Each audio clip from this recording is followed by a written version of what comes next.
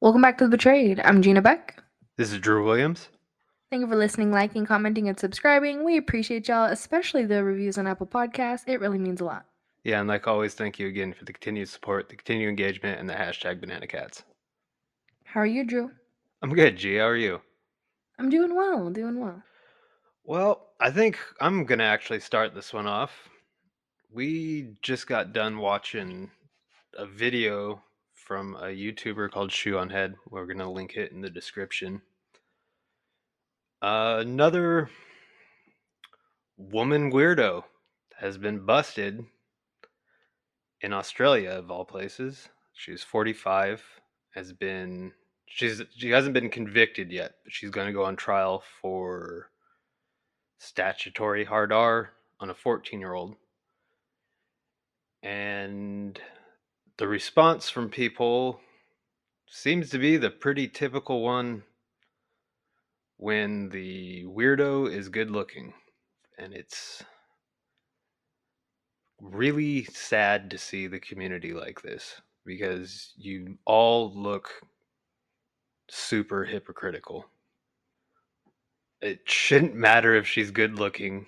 If she's abusing children, which is a 14-year-old in this case, that's a crime. It's not okay. It doesn't make it okay because the boy wanted it or whatever they're going to say. It's those kids, even the males, when they are abused like that, have problems when they grow up. And I don't think sticking up for women or anyone like this is a good look for anyone in this community that supposedly wants to cap all of them. We're going to link the video that I just talked about in the article so you guys can see and read the article and maybe see some of the responses from other people around. But I'm just really disappointed in people. Yeah, it was crazy to see. First and foremost, I want to say that I love that video. It was really well put together, and I personally like to watch videos late at night like that anyway. So I think you guys should go watch it, and I think you guys will enjoy her format and maybe get into her other videos also. She seems really informative and just like a good watch, a good listen, even if you don't like watching stuff. And sometimes I'm cleaning and just put something on. She talks well. It was really good. So it was a good find, Drew. I'm actually gonna check out more of her videos too.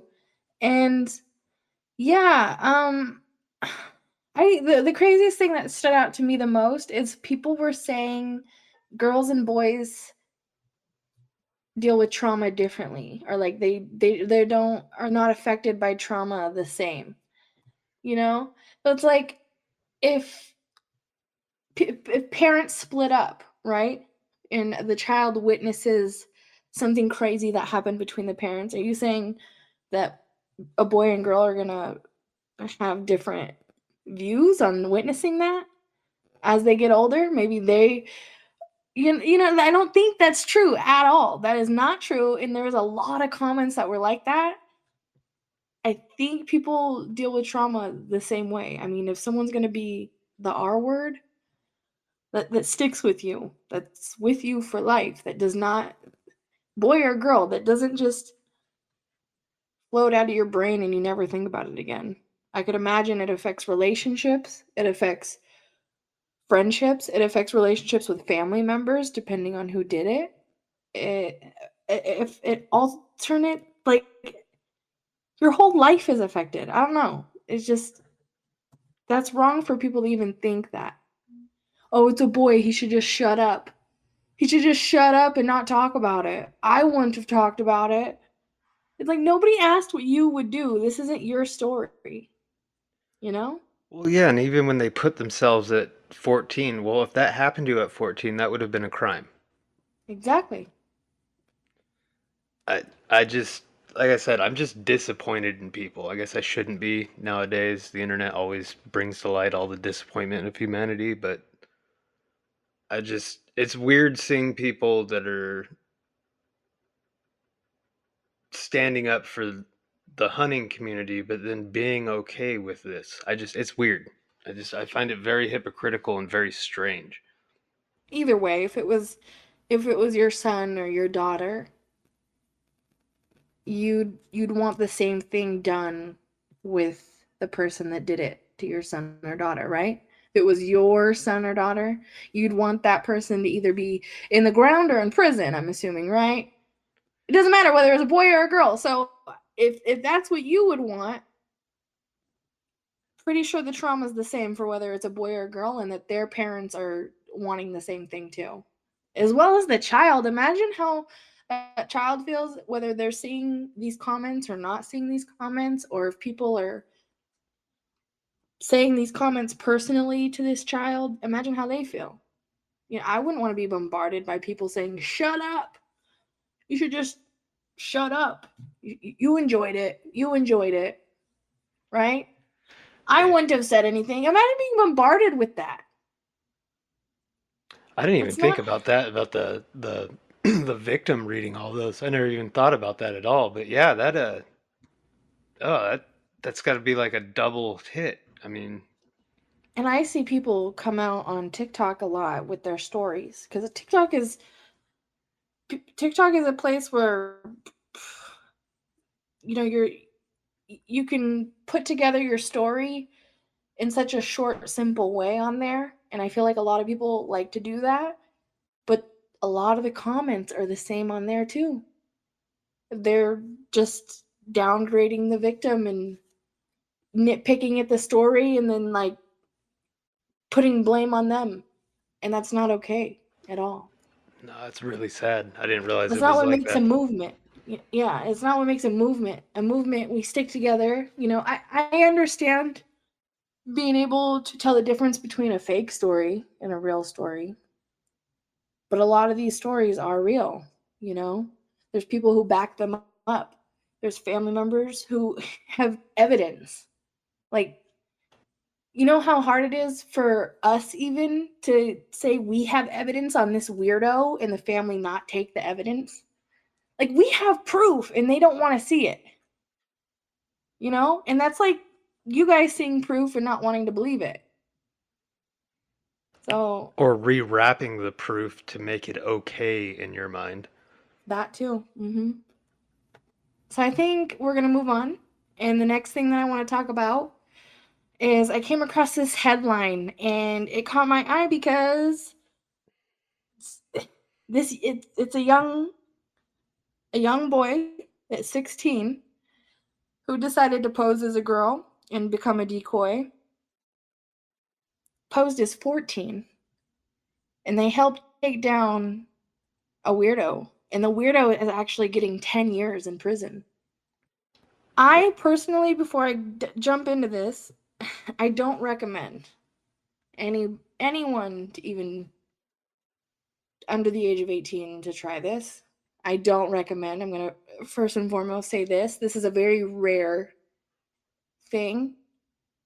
And usually when anyone under 18 hits my DM with screenshots saying, hey, I tried this out and I got this guy, I ask them what area they're in and I recommend them to a team in that area and to give them the evidence and to block them and not say anything ever again. That's my recommendation. Whether they do that or not is up to them, but that's what I recommend, because I don't think if you're under 18, I mean, there's just one little slip up, whether it's a picture and it has an address, whether it's something you say over the phone and you can't take it back, over text you can't unsend, you could accidentally leak an address, a family member's address, and then, speaking from experience, we've caught a guy who went to prison for kidnapping a 6-year-old. And he wanted to come to the house I was at as a decoy and get me to escape from that house. Now, if that's his story, of why he went to prison, and then his story of him wanting to get the decoy out of the house, I'm assuming he has no problem going to just anyone's houses and taking a kid if he wants to. That was my assumption. I was like, this guy's dangerous. So if he exists, dealt with that personally, is my first time dealing with something like that. There's more of him.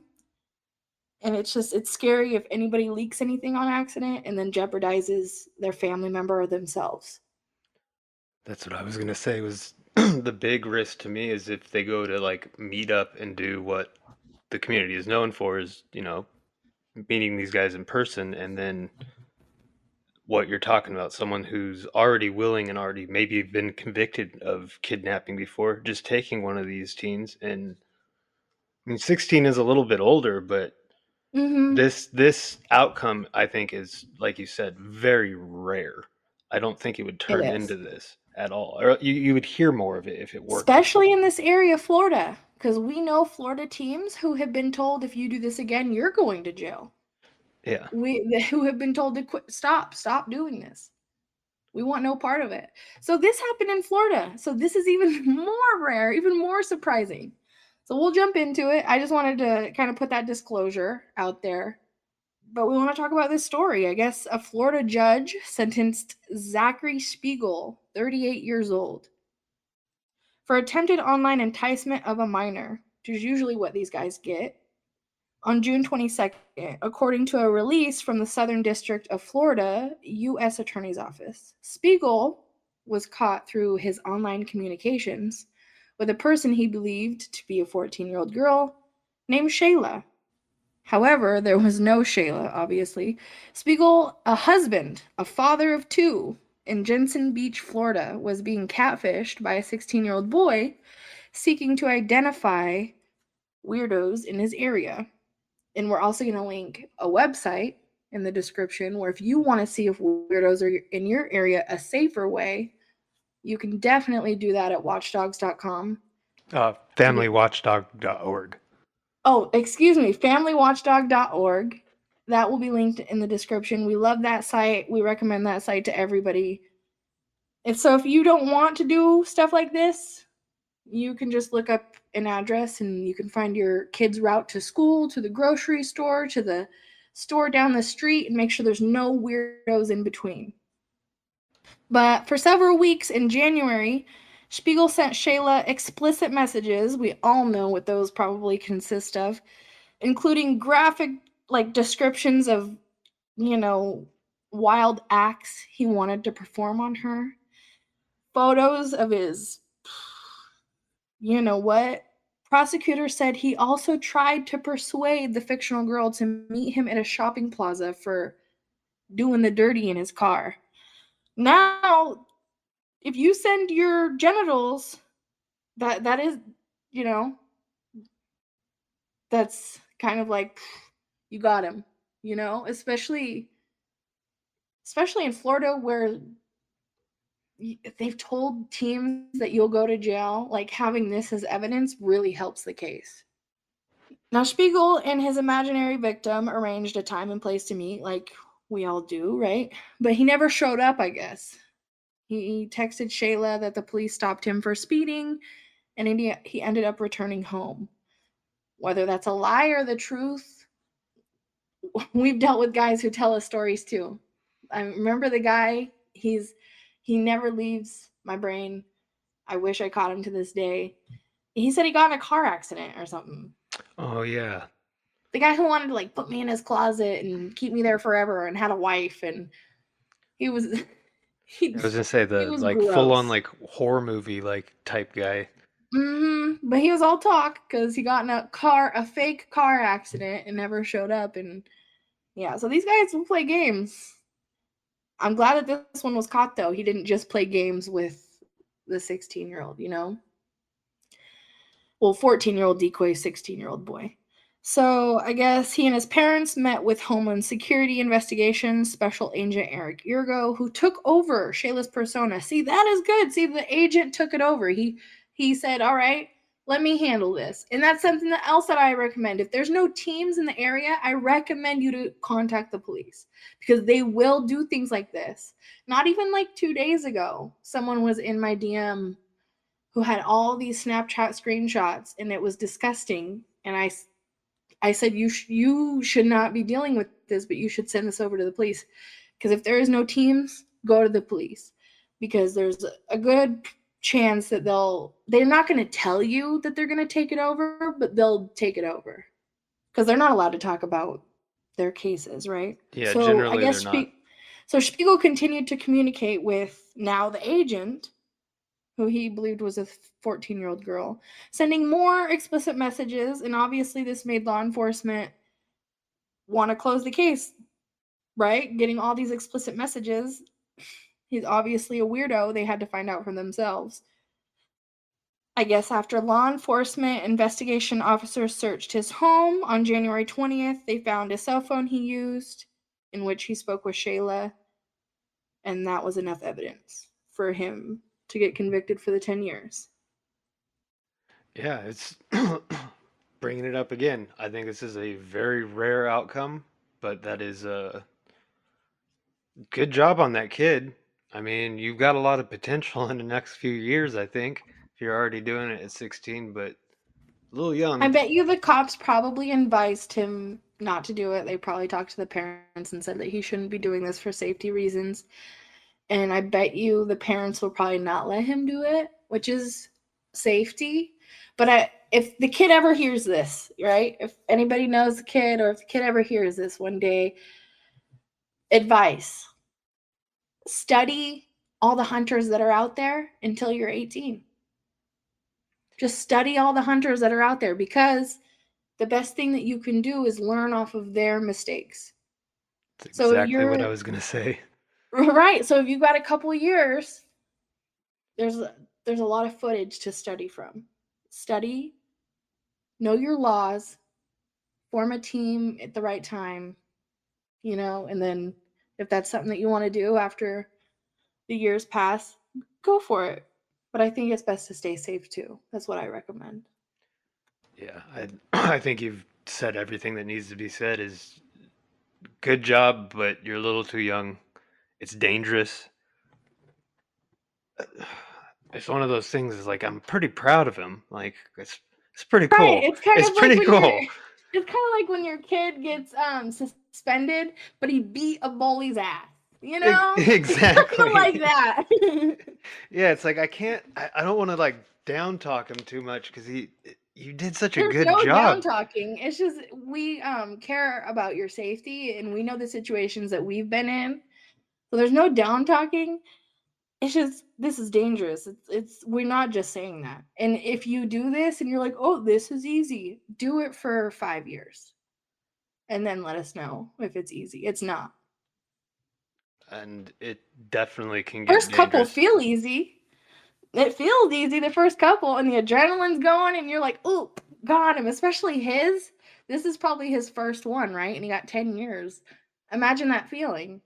I know when we got our first conviction, it wasn't for a while, but we got it, and it was like, Yeah, everyone was celebrating. yes, it was so exciting. So, but the more you do it, the more letdowns, the more crap you run into, the more dangerous it is. And it's not easy in certain areas to get these convictions, unfortunately. So that's why I feel like when you've done the legwork, you have to know the right time to start helping the communities change laws, and like states change laws. Like, you have to know the time. Like, you have the resume, you've done all this work. Now it's time to try to change laws, because like what I'm doing obviously isn't doing the full coverage, right? It's not changing anything at the end of the day, right?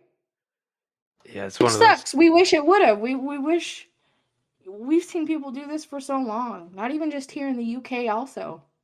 We wish that it would wake people up more, but all this time has passed and it feels like it hasn't.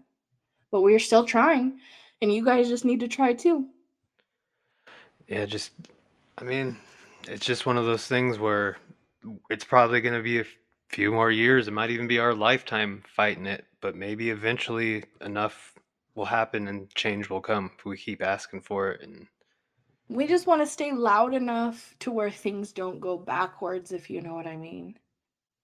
You know? yeah, So we've stay talked. loud, stay aggressive, and stay knowing what's going in your community, because you can't change what's going on in the world unless you change what's going on in your community first. Yep, it's like we've talked the last few episodes. Is local is very important, and paying attention to who's getting voted in and what's getting voted in is very, very important. And I think we as a society, because of things like the internet, we've lost focus on those local things. And like how you brought up Watchdog.org, that's something to look into. Everyone should do that. If you, even if you don't have kids, you should see what type of weirdos are around you, because they're not just always uh, people who go after children. Sometimes they are full on hard R that just do it to adults, and those people are on And Family Watchdog too. there's people on there, I think, even with petty crimes, right? You can see the thieves in your area if you want, right? On some of them, yeah, I think it depends on the state and the Mm. county. Just like the bus, it changes from city to county to state, and you never know exactly who's going to be with it. I guess I don't know. I don't want to make this podcast too long. People are probably like already tuning out, but I have a question for you. What do you think of Nicki Minaj and her husband I have and a her brother? I have always had a huge problem with Nikki and all that. I don't get how people celebrate her and him with the history that they have. And you know about that history?